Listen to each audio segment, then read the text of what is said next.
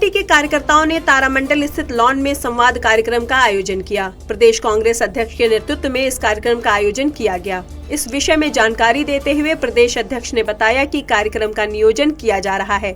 ये संवाद कार्यक्रम त्रिस्तरीय है। प्रदेश के पूरे 75 जिलों में साथ ही साथ 840 जो ब्लॉक हैं, सभी में इस प्रकार के कार्यक्रम होंगे, जो कि 6 फरवरी तक चलेगा। इस संवाद कार्यक्रम में प्रमुख रूप से हमारी जो चुनौतियां हैं, वह हमारा आने वाला लोकसभा का चुनाव और राहुल गांधी जी द्वारा एक बहुत ही ऐतिहासिक भारत जोड़ो न्याय यात्रा का जो दूसरा चरण में मणिपुर से शुरू हुआ है, इस यात्रा को सफल बनाना है। कार्यकर्ता जो कि आखिरी छोर तक बैठा हुआ है, उस बूथ स्तर के कार्यकर्ता का मनोबल बढ़ाना, उसे पार्टी के गतिविधियों और कार्यक्रमों में उचित सहभागिता देना है। आइए जानते हैं क्या कुछ कहा कांग्रेस नेतृत्व ने। देखिए, उत्तर प्रदेश कांग्रेस कमेटी की ओर से ये एक बहुत ही सफलतम प्रयत्न है। एक कार्यक्रम दिया गया हुआ है, अगले 100 दिनों का एक कार्यक्रम चिन्हित किया गया है। उसके तहत आज हमारे सामने जो चुनौतियां हैं, उसका मुकाबला करने के लिए आवश्यक है संगठन जो हमारा है उसे और ज़्यादा चुस्त हम करें और ज़्यादा मजबूत बनाएं। तो ये संवाद कार्यक्रम, जिसमें कार्यशाला और आगे की गतिविधियों के ऊपर भी मार्गदर्शन किया जा रहा है, जो 6 संभाग हमारे हैं, मंडल हैं, उन 6 संभागों में ये कार्यक्रम का नियोजन किया जा रहा है। ये त्रिस्तरीय कार्यक्रम है। इन 6 संभागों के बाद में प्रदेश के पूरे 75 जिलों में और साथ ही साथ 840 हमारे जो ब्लॉक्स हैं, उसमें ये कार्यक्रम होगा, जो कि 6 फरवरी तक चलेगा। इस संवाद कार्यक्रम में प्रमुख रूप से हमारी जो चुनौतियां हैं, वो है हमारा आने वाला लोकसभा का चुनाव और आदरणीय राहुल गांधी जी द्वारा जो एक बहुत ही ऐतिहासिक भारत जोड़ो न्याय यात्रा का जो दूसरा चरण मणिपुर से शुरू हुआ है मुंबई तक का, उसे सफल बनाना और कार्यकर्ता जो कि आखिरी छोर तक के बैठा हुआ है, बूथ स्तर तक, उस बूथ स्तर तक के कार्यकर्ता का मनोबल, आत्मविश्वास और साथ ही साथ उसे पार्टी के गतिविधियों और पार्टी के कार्यक्रमों में उसकी सहभागिता प्राप्त। मुझे खुशी है कि आज ये तीसरा हमारा मंडल का यह आयोजन है। इससे पहले हमारा पश्चिम मंडल और हमारा ब्रज मंडल का आयोजन हुआ, जो बहुत ही ब्रज का ना जोन का आयोजन हुआ, बहुत ही सफलतम रहा। आप खुद देख रहे हैं कि कार्यकर्ताओं में जोश, आत्मविश्वास पूर्ण रूप से भरा हुआ है और विशेष रूप से जिन उद्देश्यों को लेकर आज की वर्तमान राष्ट्रीय स्तर पर अगर आप देखें कि देश की और समाज की जिन परिस्थितियों से राजनीतिक तौर पे हम गुजर रहे हैं, एक प्रकार से पूरे देश में एक अनकही आपातकालीन की स्थिति पैदा हुई। लोग आतंकित हैं, डरे हुए हैं, गरीब और गरीब हुआ है और जो अमीर है, कुछ चंद व्यापारी परिवार, वो ज़रूरत से ज़्यादा और भी ज़्यादा अमीर हो गया है और जो एक खाई है ये और ज़्यादा गहरी हो गई। तो इस खाई को पाटने के लिए समाज के हमारे जो युवा वर्ग है, आज अपने आप को असहाय महसूस कर रहा है। जो बेरोजगारी थी, आपने देखा होगा कि ऐतिहासिक ऊंचाइयों तक पहुंच गई है बेरोजगारी, और जिन बेरोजगारी से मुकाबला करने के लिए कुछ अवसर अगर वो देखता है, तो आगे उसे कोई अवसर उत्पन्न मौजूद नहीं आता। भारतीय जनता पार्टी इस तरफ कह रही है, एक तरफ की इस बार फिर मोदी सरकार 400 के पार, क्या लग रहा है कि कांग्रेस का ये? देखिए, पूरे देश की मैं एक बात कह सकता हूं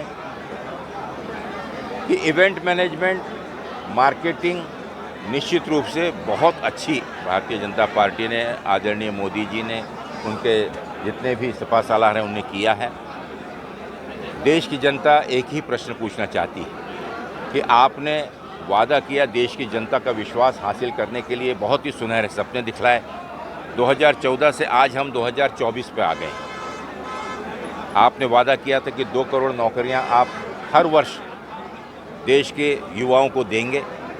10 वर्षों में 20 करोड़ नौकरियां मिल जानी थी। कृपा करके उसका जवाब दें। आपने वादा किया था कि हर नागरिक के खाते में, बैंक के खाते में 15 लाख रुपए जमा किए जाएंगे। कृपा करके उसका हम वो दें, आप उसका हिसाब दें। आपने गैस के सिलेंडर के प्राइजेस और जितनी भी बढ़ती हुई कीमतों को देखकर उस समय वादा किया था कि ये सब कीमतें जो हैं ये आधे से भी कम हो जाएंगी। आपने वादा किया था कि किसानों के लिए उनकी जो भी लागत लगती है उससे 2 गुना फ़ायदा उनको मिलेगा। इन सभी मुद्दों से क्योंकि आप विफल हैं, तो आज पूरे देश के अंदर में अपने जितने भी संवैधानिक संस्थाएं हैं उनका दुरुपयोग करते हुए कोई भी अगर आवाज़ इसके विरोध में उठाता है या गलत नीतियों के विरोध में उठाता है तो उस आवाज़ को दबा दिया जाता है। आज स्थिति क्या है?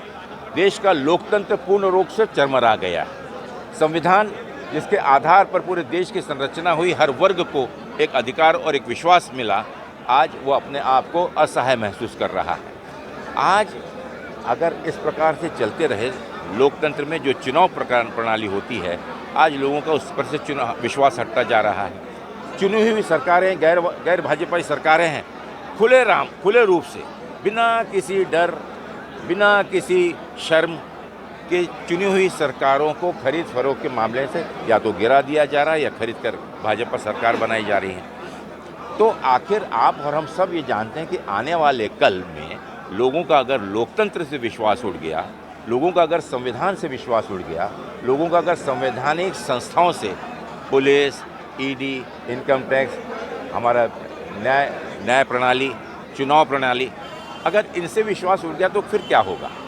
तो देखिए, एक चीज़ बहुत निश्चित है कि इन सभी चीज़ों को लेकर माननीय राहुल गांधी जी ने जो भारत जोड़ो यात्रा का दूसरा चरण, जिसमें न्याय का लोगों को विश्वास दिलाते हुए एक वादा किया है, पूरे देश में आज देश की राजनीति एक सकारात्मक करवट ले रही है। लोग सोचने पे मजबूर हैं कि क्या आने वाले 5 साल माननीय मोदी जी या भारतीय जनता पार्टी के नेतृत्व में इस देश का संविधान, इस देश का लोकतंत्र कायम रहेगा भी कि नहीं, अगला चुनाव होगा भी कि नहीं, लोकतंत्र में, या अब जो हम कहते हैं कि अनकही इमरजेंसी लग गई, आपातकालीन स्थिति लग गई, हो सकता है कि इसके बाद में ऐसा ना हो कि देश किसी तानाशाह के हाथ में आ जाए। तो ये डर इस चीज़ पे सोचने पर मजबूर कर रहा है युवकों के बीच में कि आने वाले समय बहुत सोच समझकर निर्णय लेना होगा। इन्हीं सब जिम्मेदारियों के प्रति, इन्हीं सब डरों से लोगों को के साथ कांग्रेस पार्टी माननीय राहुल गांधी जी के, आदरणीय सोनिया गांधी जी और मल्लिकार्जुन खड़गे जी के नेतृत्व में खड़ी है, जागरूकता का एक काम कर रही है और जन सामान्य तक जाने का ये संदेश पहुंचाना कार्य है। क्या वजह है?